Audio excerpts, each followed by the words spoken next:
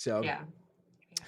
well, thanks so much for joining me. So, as I shared, just these are, 10-minute, love just learning from you. I'm excited to have you specifically, and I definitely would like you to introduce yourself. But, Mhm. I just love having the people in the trenches. Like, it's one thing to talk to people on the outside, like a marketing Yeah. agency or a consultant or whatever. But like, you're in the trenches, you've been running and building the practice for a long time. And so, Mhm. why don't you introduce yourself and then I'll kick us off with a few questions. Okay, that sounds great. And thanks again for having me here today. I look forward to our conversation. So, my name is Melissa Ciccarelli, and I'm the practice administrator of Dell Laser Consultants. And I'm very fortunate to say that I've been here in this practice for 20 of my 25 years in ophthalmology. We're a premium cataract and refractive surgery practice. We're located here in Austin, Texas. I'm honestly, I'm one of the lucky ones. I get to work with really cool people and I get to do really cool things every day. I think that our practice is rooted in this spirit of innovation and research and this, it's almost a relentless pursuit of clinical and surgical excellence. And when you get to work in that type of an environment with that kind of energy, you can't help but love what you do. You can't help but be inspired. So I'm thankful that I consider myself to be a lucky one. That's really cool. And how long have you been running the practice? So you've been there 20 years. Have you been running the practice that entire time? I've been the administrator for 16 of those 20 years. I Okay. was clinic director when I first came in, and then the last 16 years I've been full on administrator. Yeah. That's amazing. I say that's amazing for a variety of reasons, but mainly you just don't hear it very often. People staying in the same place and being really rooted. And yeah, when I hear that, we were talking about our good mutual friend Delphina. She's been with Dr. Slade for I think 20 years, so it's Yep. pretty cool when you hear that. Yeah. So what I wanted to talk to you about today, it's like everyone knows that the market is struggling. I mean, whether you look at the Refractive Surgical Council report or even just talking to doctors.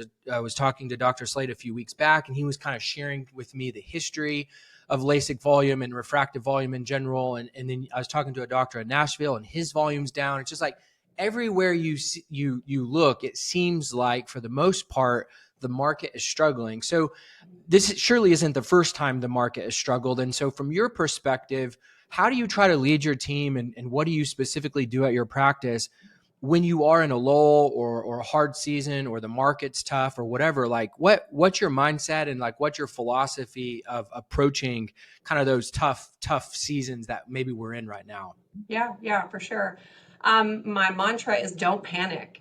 Hmm. Honestly, do not panic. I think that that's your first instinct is to, get into this negative headspace because when the market is down, well, then you're going to see your consults are going to decline. And then Hmm. as a result, your surgery is going to decline. And then as a result, your revenue is going to decline. And so it's easy for that first instinct to really be to go into this negative headspace. But panic clouds judgment. And when you're a leader, clarity is everything. So you Hmm. really need to reframe your perspective and view this as an investment opportunity. So, Hmm. I ask myself the question when things are slower, when there's a lull, where can I reinvest this time to create opportunities for growth and make my practice more resilient? And I honestly, like three things come to mind when you first said that question. I was like, well, I can tell you exactly the three things that come to the top of my head. Patient access is everything. Your patient access is number one. How easy is it for a patient to actually get into your practice? I Hmm. think that sometimes we create, inadvertently, we create these barriers for Hmm. patients to actually come to us and find us. And sometimes we don't even realize that because I think that we're so overconfident, in the way that we do things that we don't Yeah. really get granular and we're not willing to sometimes admit our weaknesses. So, ask yourself during these slow times, take the time when a new patient calls in, is it a warm greeting that's on the phone or is it please hold and then it's just hold music like for eternity? When was the last time that you looked at your, and I call it a digital front door. I don't know like what the actual term is, or maybe that's, I don't know, but every way in which a patient can reach you online. So that includes your website, your contact us forms, your LASIK self tests, your patient portals are part of that. All of these different points of entry, how are your patients actually finding you and how Hmm. easy is it for them to reach you? Look at your website. Is the content relevant? Are you actually, is the content updated and is it on your website what you're actually doing? And then the biggest thing is tracking the response times from those digital Mm, front doors, from the patient access points. I think speed to lead is everything. It mm, is 100% everything. In a competitive market, you have to ask yourself, is that person, once they submit that form, is that person being contacted in a matter of minutes, or is it a matter of hours or days, or were they even contacted at all?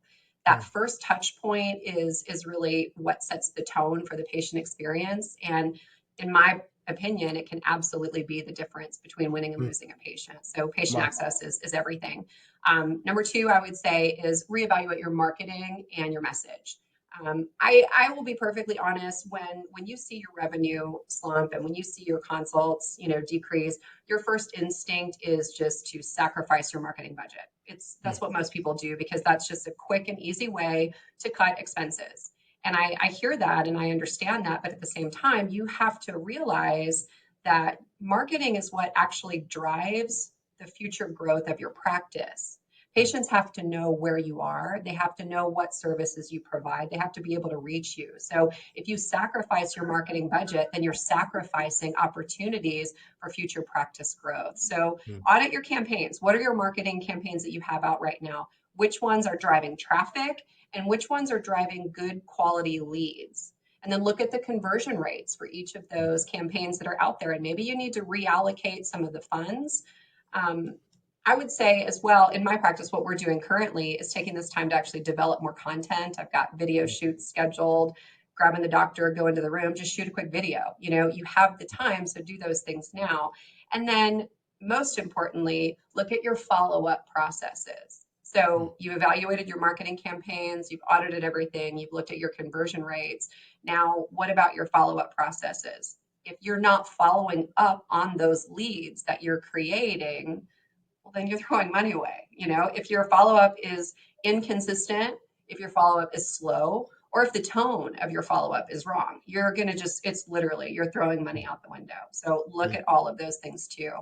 And then the third thing that I do in my practice is I take the slow times to pilot new initiatives. mm, So when it's slower, you actually have the bandwidth to be able to do these things. When you're going and when volume is high, it's very difficult to try mm. to implement any type of change in any way, because it just creates stress, it creates negative energy, and that's not going to set you up for success.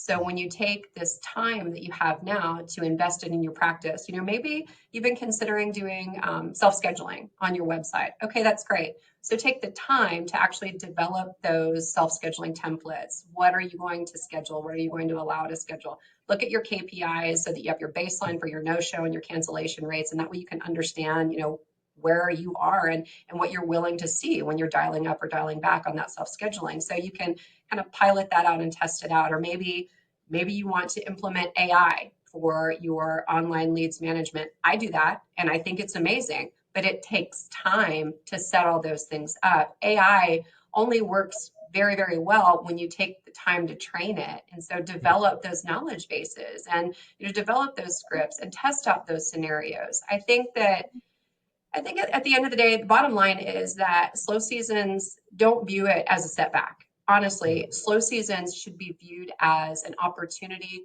to cultivate resilience and to create opportunities for practice growth. That's really good. Good gosh, there's lots of follow up questions that Yeah. now my mind's like frozen because there's like 7 questions I want to ask. I guess I'll start with two.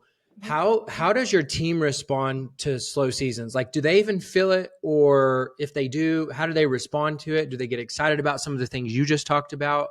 And then how do your doctors respond to it? Do they yeah, just how do they respond to these same seasons, and what is that alignment between your leadership, their leadership, and then your staff? What does all of that look like? You have to lead with intention. Every season, whether it's a busy season or whether it's a slow season, you have to lead with intention. And when you lead with intention and when you lead with a clear vision, then your staff is going to follow you. And they absolutely get. I wouldn't say get excited because they know that, hey, we're going to be asking you to do a little bit more than you typically would in a different way. So, Mm. for them, they don't really experience a slow season because they're constantly busy and they're constantly doing things. Perhaps it's not patient care, but I Right. need you guys. I need to pick your brains. I need to understand how we can do this better or how we can do that better. So I think that they kind of look forward to it. Number one, it's a little bit of the pressure is off with the constant patient care and the high volumes of that, but then there's a little bit more pressure because now they get to shine, they get to share their knowledge, and they get to invest themselves in the practice as well. The physicians, they're and it's the same kind of mindset. The physicians always say, well, have we checked in with these patients? And they really tone in on that, the follow-up processes. They really Mm. want to make Yeah. sure, have we checked in with these folks that have had the consults and surgeries? And they're always about, practice growth too. So Mm. it's really wonderful how we're all aligned in that same vision. Yeah. I guess my last question for you: how do you stay encouraged and inspired? Because you're really dealing with different groups of people. Yeah. You're trying to lean into the patient, part of it to help where you can grow revenue. You're leading the team and keeping them engaged, and then you're also dealing with the doctors who are very different than the rest of the team in some regards.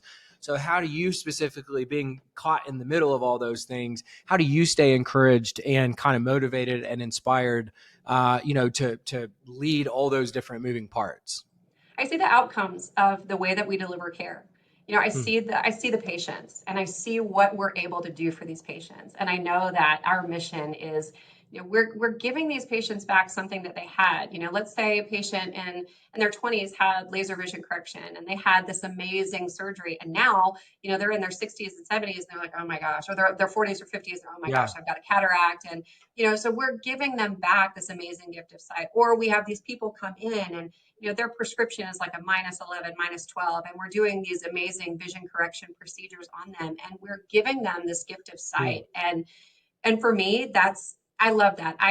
That's what keeps me going is that outcome, knowing that we get to do amazing things and we get to see these people on the other side. So I try to, it's the why behind what we do, I guess. And I try to make sure that my staff always keeps that at the forefront of their mind because it's really, we have an amazing thing that we're able to offer these patients. We have amazing technologies that we're able to share with our patients. And Hmm. if you know the why behind what you're doing, it's a very powerful driving force. Yeah, this is remarkable. You should do these things more often. There's about 30 nuggets in Yeah, you sharing for 10 minutes. So you should do this more often. Very, very, very good stuff. So thanks for good. joining me. We'll post this on my LinkedIn and our Boost Patient stuff. But really appreciate you taking time Yeah, away from your schedule to do this. And thanks for being so transparent and kind of leaning into really practical things yeah, that anybody can do if they're willing to do the work. So really yeah, appreciate you. yeah, for sure. Kay, thanks a lot for having me here. It was awesome. Yeah, thanks, Melissa.